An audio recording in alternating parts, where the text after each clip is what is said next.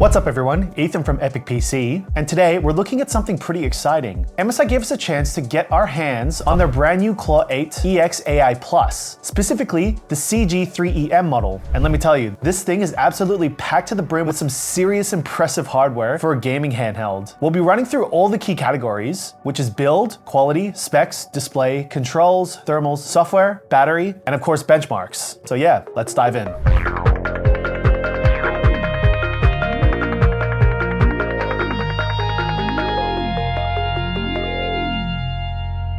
Opening the box, you get a whole heap of extra content. Bearing in mind though, this is the launch pack variant of the product, which is limited, but don't fret. Due to MSI's 40th anniversary, if you purchase this handheld before the 30th of September, you'll still be able to redeem a bundle pack, almost as similar, which comes with the Travel 2 case, MSI CLAW lanyard, and CLAW grip caps. 2 out of these 3 items come in the launch pack anyway. If you purchase the MSI CLAW 8 EX AI Plus launch pack edition though, you get a carry case with a cool holographic logo, that CLAW keychain to add to your keys or bag, and those same CLAW grip caps to chuck onto your joysticks, and a screen protector, which I think literally every brand should be including with their handhelds. Definitely should be a standard. First up, build quality and design. The CLAW 8 EX AI Plus comes finished in this really clean void purple colorway. It's got these controller-inspired ergonomic contours all around the grip area, which means this thing has been designed from the ground up to feel comfortable in your hands for long sessions. And at 785 grams, it sits in a reasonable weight range for a handheld this capable. The dimensions come in at 296 by 130 by 25 to 48 millimeters. So it's a chunky boy in the right places where it needs to be, particularly through the grips. The build feels premium, solid, no creaks, no flex. I tip my hat up for MSI for how they've handled the physical design here. It genuinely feels like holding a proper controller with a screen attached, rather than a tablet someone straps sticks to. Next up, let's get through the specs. Under the hood, you've got the Intel Arc G3 Extreme processor. This is a 14-core chip broken down into 2 performance cores, 8 efficiency cores, and 4 low power efficiency cores across 14 threads. With 12 megabytes of Intel Smart Cache and a max turbo frequency of 4.7 gigahertz. Now what makes this chip really interesting is the integrated NPU, sitting at up to 46 TOPS. That puts this firmly into Copilot Plus PC territory. And yes, this is actually one of the very few gaming handhelds that qualifies for that designation. On the graphics side, you've got the Intel Arc GPU B390 built right into the integrated SoC. So everything is tightly packaged together for efficiency. Storage and RAM configurations will also vary by region, so worth checking with your local retailer on that one as well. Now, specs out of the way, let's talk about that display. You're looking at an 8-inch Full HD Plus panel sitting at 1920 by 1200 resolution, running at up to 120 Hz with VRR support, ranging from 48 all the way up to that 120 Hz ceiling. It's an IPS level panel covering 100% sRGB, which is great to hear for anyone who cares about color accuracy. And this is whether you're gaming or doing anything creative on the go. And it's a touchscreen, which honestly adds a decent layer of versatility when you're navigating windows or just quickly tapping through menus without reaching for a stick. The 1920 by 1200 aspect ratio gives just a little bit more vertical real estate compared to standard 1080p, which you'll come to appreciate in certain games and when browsing through apps. In terms of connectivity and I/O, MSI has not held back at all here. You've got 2 Thunderbolt 4 ports supporting DisplayPort output and Power Delivery 3.0, which means you can hook this thing up to an external monitor,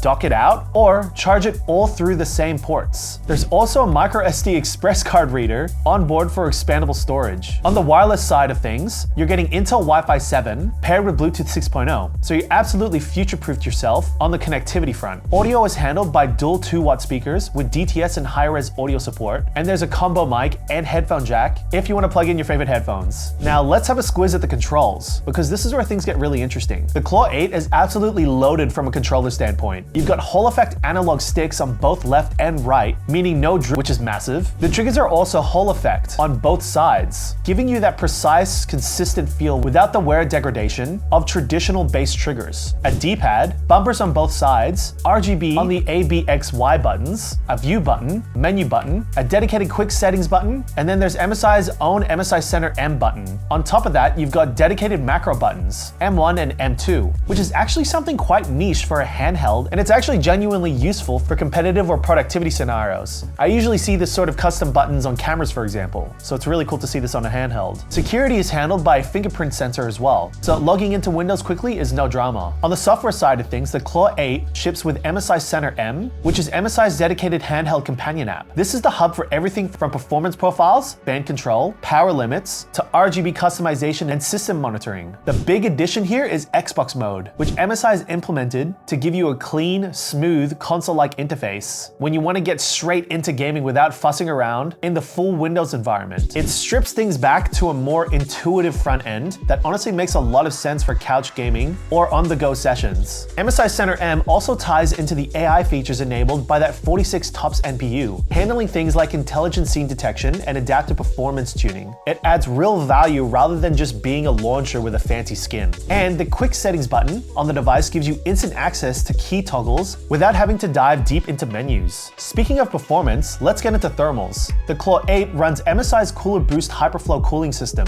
Without getting too deep into the engineering parts about it, this is MSI's top-tier thermal solution for the handheld lineup. And it's specifically designed to keep the Arc G3 Extreme processor and B390 GPU running at sustained performance levels for longer. In testing, we found surface temperatures remain very manageable during extended gaming sessions, which is exactly what you want when you've got this device sitting in your hands for hours on end. You don't want to worry about burning your palms mid-sesh, and Cooler Boost Hyperflow does a solid job of keeping things comfortable. Benchmarking was where I was really interested in seeing the results for. Feel free to pause at any time to look at these results. I played games that had eligibility for XeSS2 so we could really see how the latest upscaling methods resulted in. I also enabled ray tracing on these games as well, even though I know that this handheld isn't really designed for it due to the lack of RT cores, but I was curious. Battery life is another strong point. You're getting an 80 watt-hour battery here, which is a generous capacity for the handheld space. This is also a drastic improvement from the previous models that have been released in the past. Real-world usage will obviously vary depending on performance mode and workload, but in everyday mixed use, you're looking at respectable longevity between charges. Charging is handled via the included 65 watt adapter, and because both Thunderbolt 4 ports support Power Delivery 3.0, you can charge them from any compatible PD charger you already own, which is heaps convenient when traveling.